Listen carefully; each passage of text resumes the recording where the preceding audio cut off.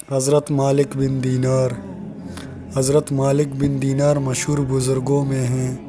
وہ ابتدا میں کچھ اچھے حال میں نہ تھے۔ ایک شخص نے ان سے ان کی توبہ کا قصہ پوچھا کہ کیا بات پیش آئی جس پر آپ نے اپنی سابقہ زندگی سے توبہ کی۔ وہ کہنے لگے، میں ایک سپاہی تھا اور شراب کا بہت شوقین اور بہت عادی۔ ہر وقت شراب ہی میں منہمک رہتا تھا۔ میں نے ایک باندی خریدی جو بہت خوبصورت تھی اور مجھے اس سے بہت تعلق تھا۔ اس سے میرا ایک لڑکی پیدا ہوئی۔ مجھے اس لڑکی سے بھی محبت تھی اور وہ لڑکی بھی مجھ سے بہت مانوس تھی، یہاں تک کہ وہ پاؤں چلنے لگی تو اس وقت مجھے اس سے اور بھی زیادہ محبت ہو گئی کہ ہر وقت وہ میرے پاس ہی رہتی۔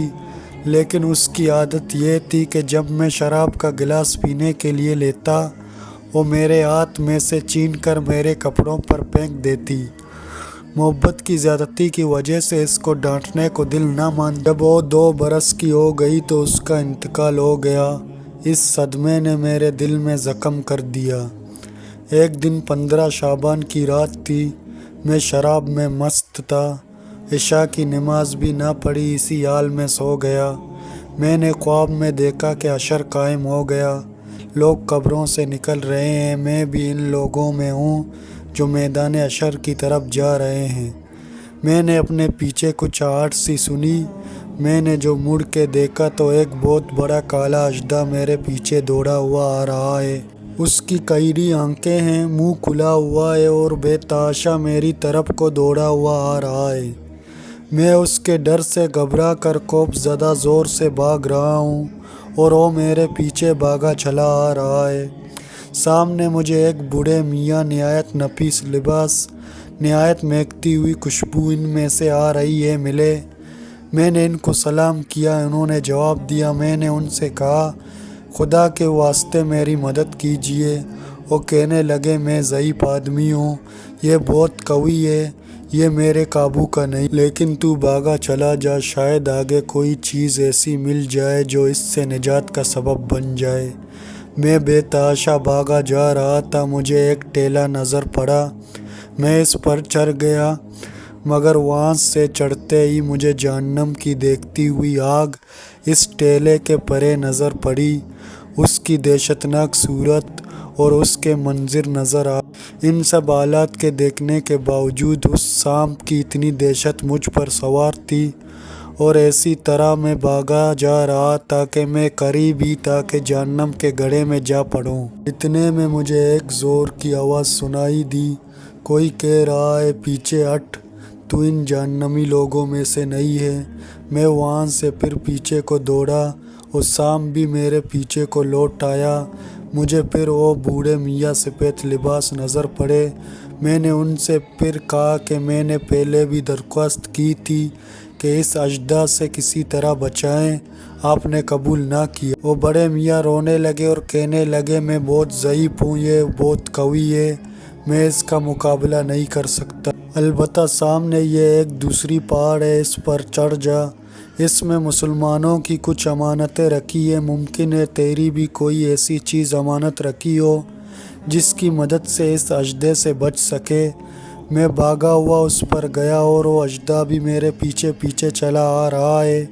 وہاں میں نے دیکھا کہ ایک گول پہاڑ ہے، اس میں بہت سے کھڑکیاں کھلی ہوئی ہیں، ان پر پردے پڑے ہوئے ہیں۔ ہر کھڑکی کے 2 کواڑ ہیں سونے کے، جن پر یاقوت جڑے ہوئے ہیں اور موتیوں سے لد رہے ہیں، اور ہر کواڑ پر ایک ریشمی پردہ پڑا ہوا ہے۔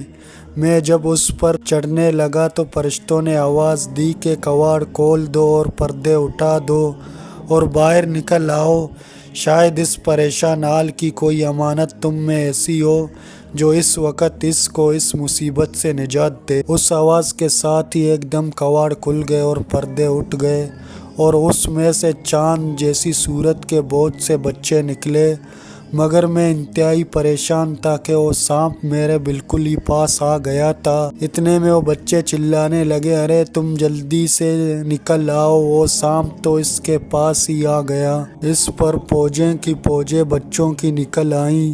ان میں دفعتاً میری نگاہ اپنی اس 2 سالہ بچی پر پڑ گئی جو مر گئی تھی۔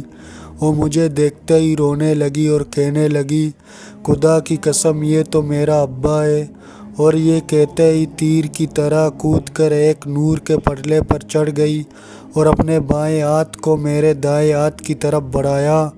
میں نے جلدی سے اس سے لپٹ گیا اور اس نے اپنے دائیں ہاتھ کو اس سانپ کی طرف بڑھایا اور فوراً پیچھے بھاگنے لگا۔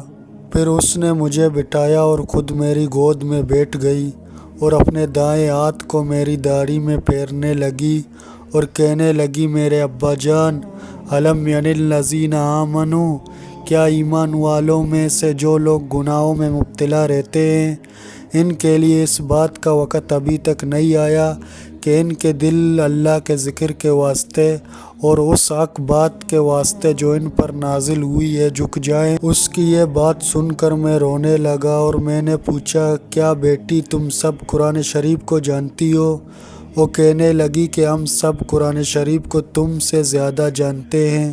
میں نے پوچھا، بیٹی یہ سانپ کیا بلا تھی جو میرے پیچھے لگ گئی تھی؟ اس نے کہا، یہ آپ کے برے اعمال تھے، آپ نے اس کو اپنے گناہوں سے اتنا قوی کر دیا کہ وہ آپ کو جہنم میں کھینچ کر ڈالنے کی فکر میں تھا۔ میں نے پوچھا، وہ سفید پوش ضعیف بزرگ کون تھے؟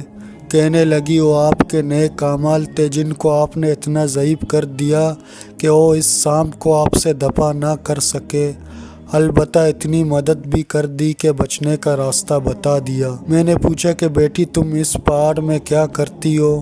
کہنے لگی کہ ہم سب مسلمانوں کے بچے ہیں، قیامت تک ہم یہاں رہیں گے آپ کے آنے کے انتظار میں، جب آپ سب آئیں گے تو ہم سفارش کریں گے۔ اس کے بعد میری آنکھ کھل گئی تو اس سانپ کی دہشت مجھ پر سوار تھی۔